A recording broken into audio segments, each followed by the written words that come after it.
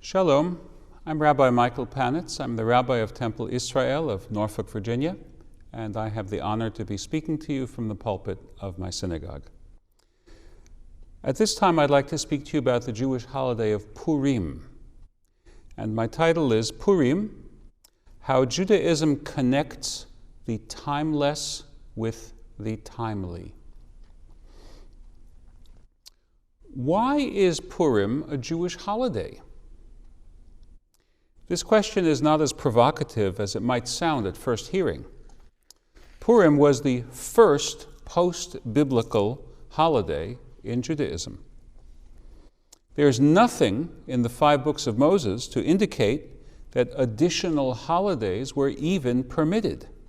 On the contrary, God warns us, "Do not add to the word that I command you, and do not subtract from it." Deuteronomy chapter 4, verse 2. Lo tosifu velo tigreu mimenu. No warrant for a new holiday there. Although the scroll of Esther contains the claim that, writing from a position of Persian political authority, Queen Esther and Prime Minister Mordechai enjoined Jews throughout the vast empire to observe the new holiday, we have several lines of evidence showing that Purim did not immediately find universal Jewish acceptance.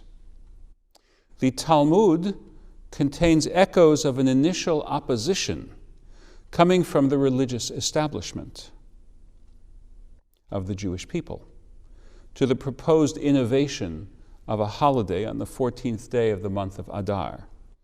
Consider the following vignette preserved in the Jerusalem Talmud. Quote, Rabbi Yirmiyah, in the name of Rabbi Shmuel bar Rav Yitzchak, what did Mordechai and Esther do? They wrote a letter and sent it to our rabbis. So they said to them, "Do you accept upon yourselves these 2 days every year?" The rabbis answered them, "Are not the troubles which come upon us enough that you want to add to ours the trouble of Haman?" And that's from the Talmud of the Land of Israel, Tractate Megillah. It may be objected that the Talmud dates to many centuries after the Persian period, and that echoes of opposition to Purim may be a retrojection of later events. But evidence from centuries earlier suggests that Purim did not strike all Jews as, quote, Jewish enough. We see this from the Greek translation of Esther, now contained in the Septuagint, the Greek translation of the Hebrew Bible. The Greek version is significantly different from the original.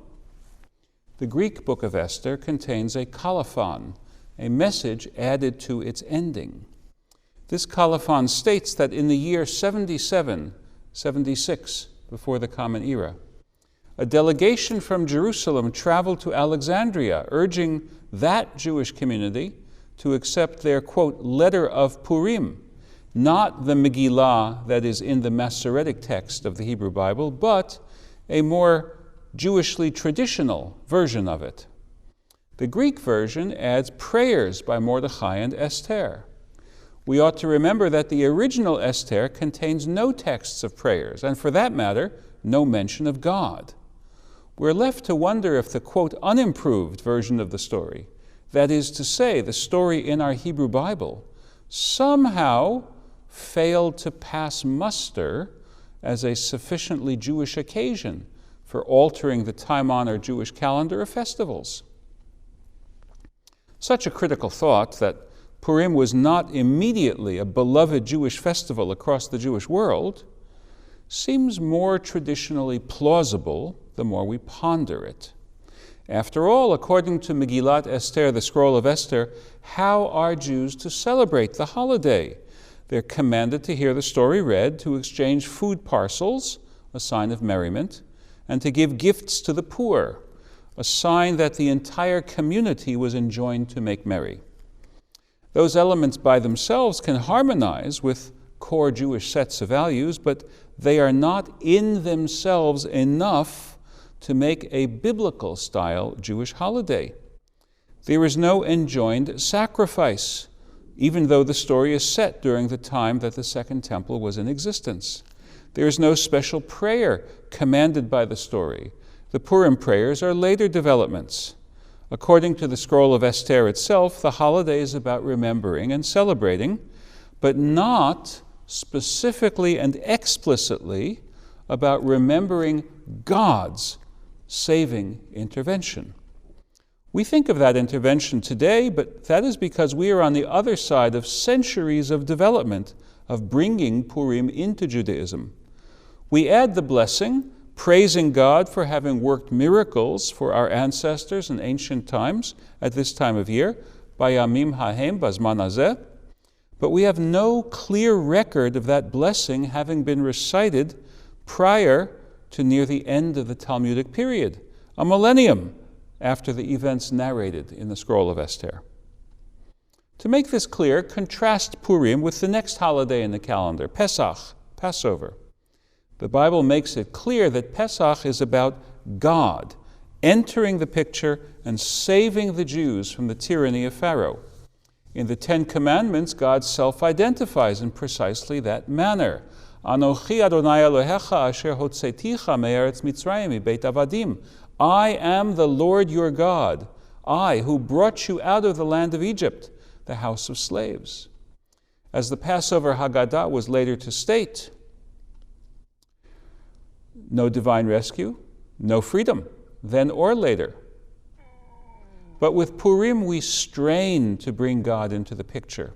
The Bible does not, and later Jewish tradition is ingenious about filling the gap. But what we are left with is the most secular of Jewish holidays. Binge drinking? Jewish? Of all the self-deprecating tropes in Jewish humor, drunkenness hardly ever makes the list. In Jewish folklore, Esav liked his drink, not Yaakov. In this first half of my message, I've endeavored to make Purim seem a bit strange to our Sunday school educated minds. In the second half of the message, I now want to reconnect Purim with Jewish concerns from a more sophisticated frame of reference that brings into focus the most fundamental elements of the Jewish response to the pagan world around it. Biblical holidays, Pesach, Passover, Shavuot, Pentecost, and Sukkot, Tabernacles, are all dual functioning festivals. They have an agricultural component, but also an overlay of history. The agricultural festivals of the barley harvest, the wheat harvest, and then the full autumn harvest are the oldest bases of the three biblical pilgrimage holidays. But those holidays also celebrate aspects of the history of the people Israel in its formative generation.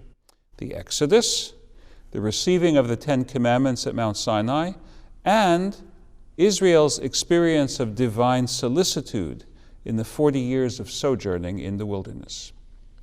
We would do well to ask, why this dual focus? The answer will move us well along the path to understanding what we want to know about Purim. Agricultural holidays are as old as agriculture, much older than Judaism. Our nation, the Israelite nation, appears in the Middle to Late Bronze Age, whereas agriculture extends back thousands of years before then to the New Stone Age. Agriculture, therefore, was born during the age of pagan myth. The purpose of those myths was to give the people who told them and received them a narrative accounting for the world as they knew it. That world, they believed, had been established by the gods in plural. The myths explained the circumstances of that divine activity. The telling and retelling of the myth, accompanied by appropriate religious rituals, somehow kept the cosmos running true, refreshing it, keeping it habitable, according to pagan thought. This kind of religion, as old as the Stone Age, was still very much in force in the pagan empires of the Bronze Age and the early Iron Age, in whose midst the Israelites were lone monotheistic dissenters. When the Jews were exiled to Babylon, for example, they certainly witnessed the annual Akitu festival, the pagan New Year's holiday. In that festival, the Babylonians would retell their story of the creation of the cosmos and, moreover, reenact it, wheeling around their idols on carriages to accompany their recitation. Judaism differs from paganism not only in number, but in kind, not only in the quantity of gods, but in the quality of the one God. With no other gods, there's no divine struggle or warfare. Oseh shalom bimromav, God makes peace in heaven. This is as Jewish a thought as any. Instead of the arena of myth, Judaism introduces a new dimension in the life of God, unknown in pagan religion, the dimension of history. In the Bible, God enters the world not like Zeus simply to impregnate a human female, but to judge the nations and to rescue Israel from the tyranny of the unjust. Even when the Israelites are on the losing side of history, the Bible sees that as an aspect of the relationship they have with God. Defeat is never the last word for the Bible because God cannot be defeated. In defeat, in exile, the Israelites will repent and they will return to God, and God will restore their fortunes. That is the biblical pattern.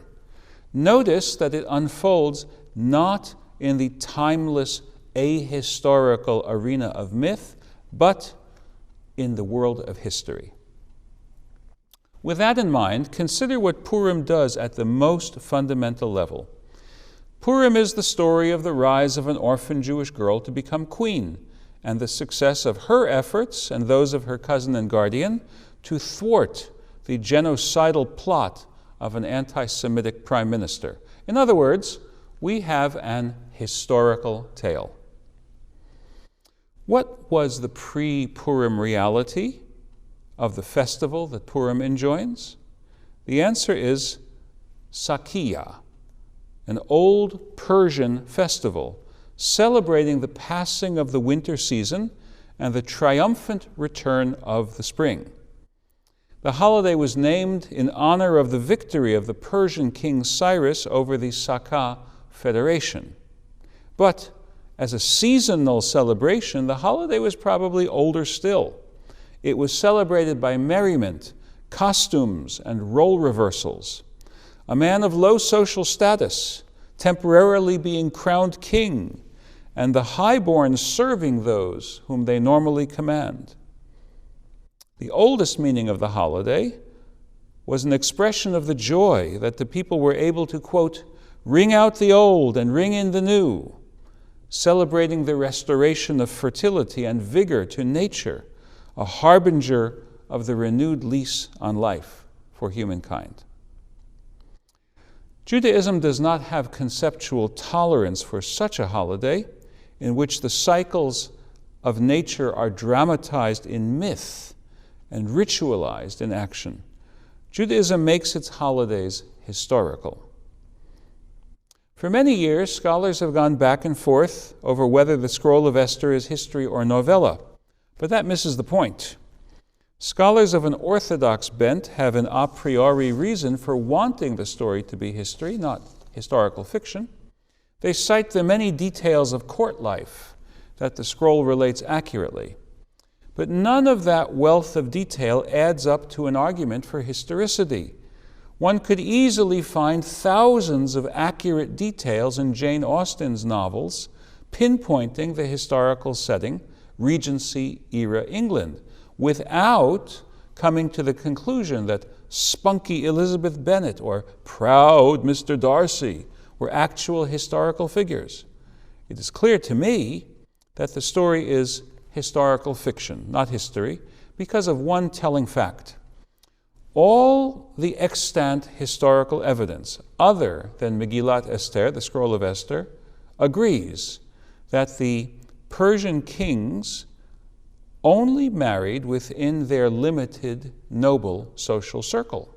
True, they took concubines from other peoples, and a son of a concubine could ascend to the throne, but the concubines themselves never became queens.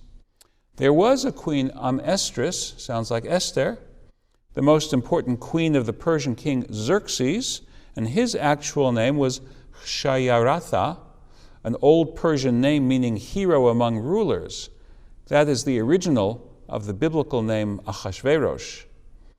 But she, Amestris, was of Persian stock, not Jewish. Knowing that the scroll of Esther is a tale of historical fiction does not diminish its importance.